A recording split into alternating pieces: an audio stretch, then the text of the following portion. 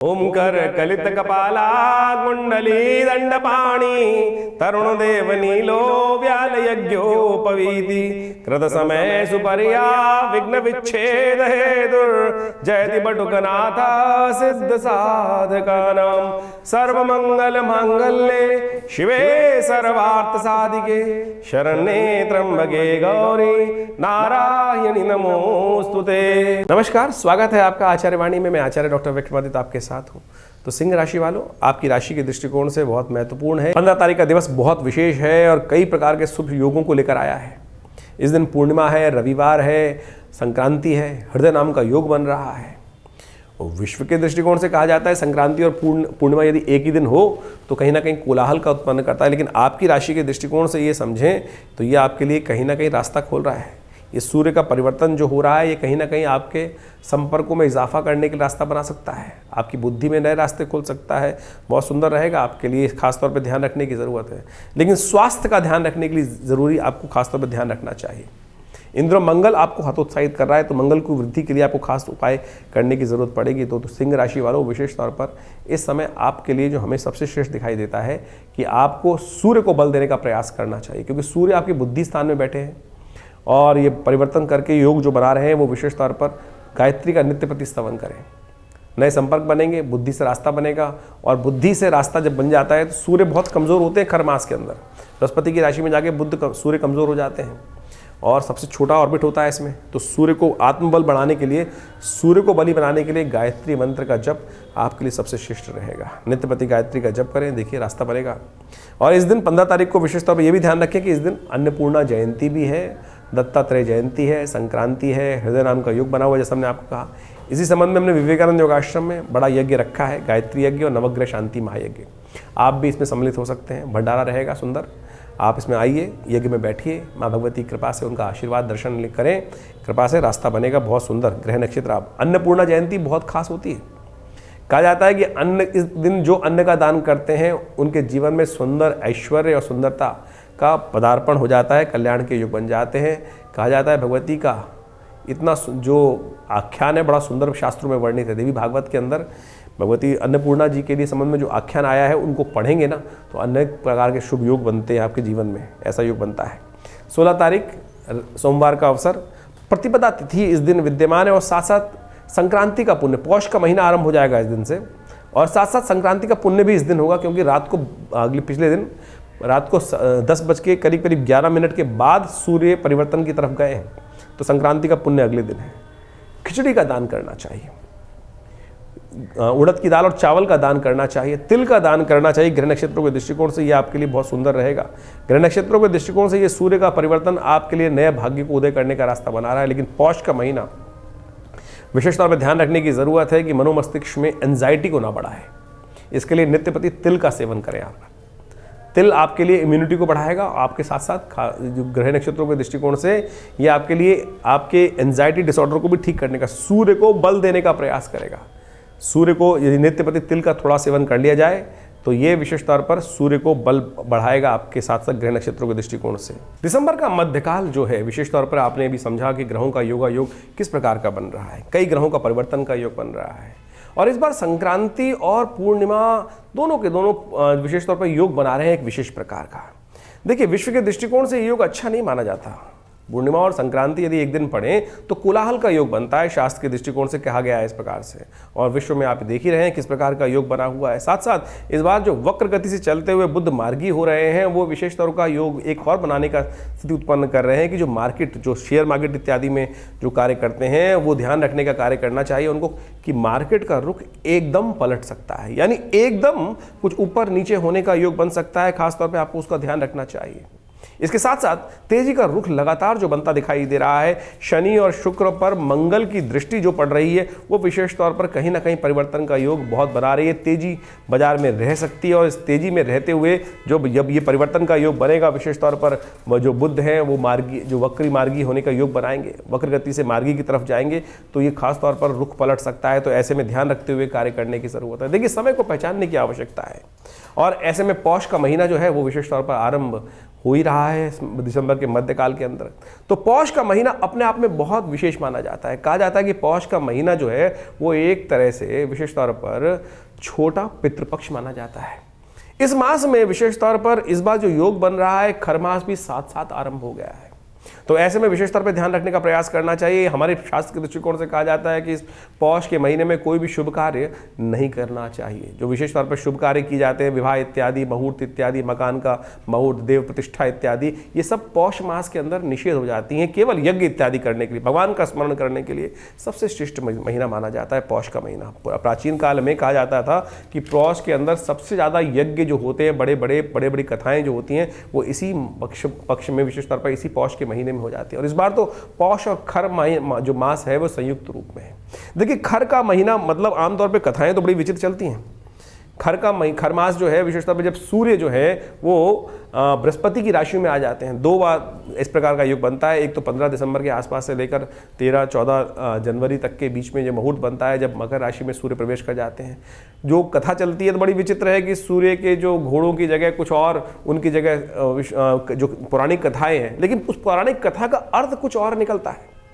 वो विशेष तौर पर समझने का प्रयास करना चाहिए। खर का मतलब वहाँ पर केवल उस शाब्दिक रूप में ना ले कि उन्होंने अश्व की जगह कुछ और खर को वहाँ पे उसके साथ जोत दिया और अश्व थक गए थे। मूल कारण क्या है? हमारे यहाँ ग्रहों की बल देखा जाता है कि कौन से ग्रह का, बृहस्पति का, शुक्र का, इन तमाम सूर्य इत्यादि का बल कब है। यदि आप ऑर्बिट की तरफ से ध्यान दें तो क्या होता क्या है, सूर्य जो है उस ऑर्बिट में चलते चलते सबसे शॉर्टेस्ट ऑर्बिट में चले जाते हैं। और ये राशि जो धनु राशि में जब सूर्य प्रवेश करते हैं तो सबसे छोटा ऑर्बिट हो जाता है। और इन दिनों क्या होती है, रातें बड़ी हो जाती हैं, दिन छोटे हो जाते हैं, यानी सूर्य का बल विशेष तौर पे कमजोर की कम स्थिति में आ जाता है। तो इसलिए कहा जाता है कि पुण्य बढ़ाने के लिए सूर्य किसके मालिक हैं? आत्मा के मालिक हैं। सूर्य कीर्ति के मालिक है, यश के मालिक है, और विशेष तौर पर कई प्रकार के संबंध को बढ़ाते हैं। और इस संसार का जो औचित्य है वो सूर्य के कारण ही है।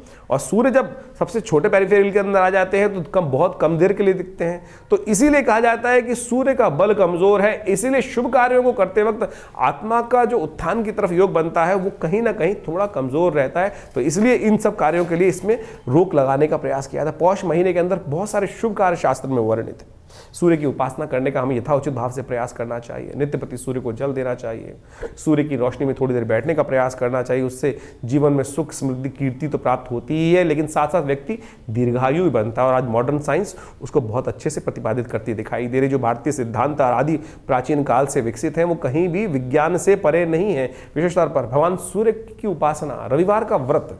देखिए, होता क्या है कि सर्दियों के अंदर आमतौर पर बहुत ज़्यादा खाना खाया जाता है, तो थोड़ा सा आपके उधर को भी थोड़ी शांति प्राप्त होने का प्रयास करना चाहिए। तो हम उसको कोरिलेट करने का प्रयास कर रहे हैं। तो शास्त्र के दृष्टिकोण से जो पौष के महीने का ये विज्ञान बताया गया, इस बार तो पौष और खर मास दोनों एक साथ जो योग बना रहे हैं, तो कम से कम आपकी राशि के दृष्टिकोण से आपको कम से कम इस बात का भी ध्यान रखना चाहिए कि सूर्य को बल दें। तो आपकी राशि से सूर्य का जो संबंध है वो विशेष तौर पर हमने आपको बताया ही। तो आपको ध्यान रखते हुए क्या करना चाहिए, रविवार का उपवास रख सकें, घनीम सूर्य आदित्याय नमः इस मंत्र का जप कर सकते हैं। और विशेष तौर पर इस पौष के महीने में उनका एक विशेष नाम है भग, और उस स्वरूप में उनका पूजन करने से, ओम भगाय नमः इस मंत्र का जप करने से, ओम घृणी सूर्य आदित्याय नमः इस मंत्र का जप करने से समस्त प्रकार के कल्याण के योग बन जाते हैं। कहा जाता है कि इस महीने में पाचन क्रिया को ठीक करने के लिए सिद्धांत बनाया गया कि तिल का सेवन करें, और खासतौर पर खिचड़ी का भोग भी भगवान को भी लगाया जाता है, और खासतौर पर उसका सेवन भी करने का शास्त्र में नियम बताया गया है। उड़द की दाल और चावल का योग करते हुए, तिल का खासतौर पे उपयोग करते हुए यदि आप करेंगे तो क्या होगा, सर्दी भी कम लगेगी, इम्यूनिटी भी स्ट्रांग हो जाएगी, पाचन क्रिया ठीक रहेगी। तो इससे बहुत अद्भुत रूप से लाभ प्राप्ति के योग भी बन जाते हैं। खर मास में एक विशेष तौर पर देखिए, सूर्य का संबंध खास खर मास में है, और कहा जाता है भगवान विष्णु की सुंदर आराधना करें, ओम नमो नारायणाय इस मंत्र का यथाउचित भाव से जप करें। तुलसी का पूजन करना समस्त प्रकार के कष्टों को दूर करने का योग बनाता है। तो खर मास में नित्य प्रति इस बात का ध्यान रखना चाहिए, शाम के समय भगवान भगवती का खासतौर पर ध्यान करते हुए उनके समक्ष एक दीपक प्रज्वलित करते हैं, उनकी एक प्रदक्षिणा लगा लें।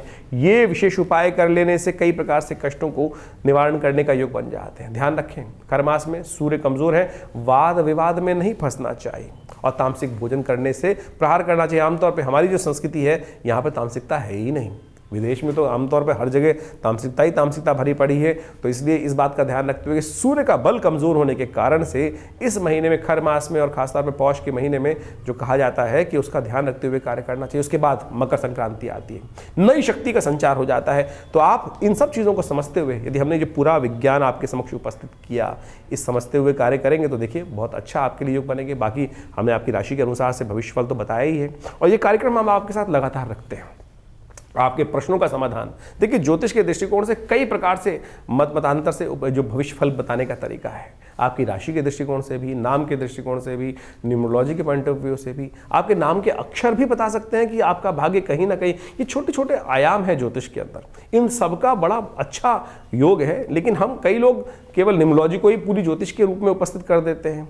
तो ज्योतिष की जो गणनाएं हैं, जो हमारे विशेष तौर पर गणनाशास्त्र के अनुसार से जो बताया गया है, ग्रहों की योग इत्यादि के संबंध में बताया जाता है, उसका तो वर्णन किया ही नहीं जा सकता। लेकिन बाकी छोटी छोटी चीज़ें बहुत अच्छी हैं, महत्वपूर्ण हैं, उनका भी सहयोग लेते हुए हम आपके साथ लगातार बने रहते हैं और बहुत सारी लगातार वीडियोस आपके समक्ष उपस्थित करते रहते हैं। हमारा आश्रम दिल्ली में इस सब चीज़ों में बहुत अच्छा शोध कार्य पिछले करीब 50-60 सालों से कर ही रहा है। आचार्य श्री केशव देव जी महाराज के सानिध्य में हमने भी समस्त शिक्षा दीक्षा ग्रहण करने का प्रयास किया और बाल्यकाल से पिताजी के सानिध्य में रहते हुए बहुत सारे शोध करने का अवसर मिला, चाहे वो मुद्रा विज्ञान हो, चाहे वो भारतीय संस्कृति के संबंध में और भी बहुत सारे मंत्र विज्ञान, यज्ञ विज्ञान, और उन्हीं सब में हमने पूरे विश्वास के साथ सीखा, समझा। जो कहते हैं ना कि कार्य नहीं होते हैं मंत्र विज्ञान के अनुसार, बिल्कुल निष्ठा के साथ अनुष्ठान किया जाए, परमात्मा की आराधना किया जाए तो असंभव से असंभव कष्ट दूर होने के योग बन जाते हैं।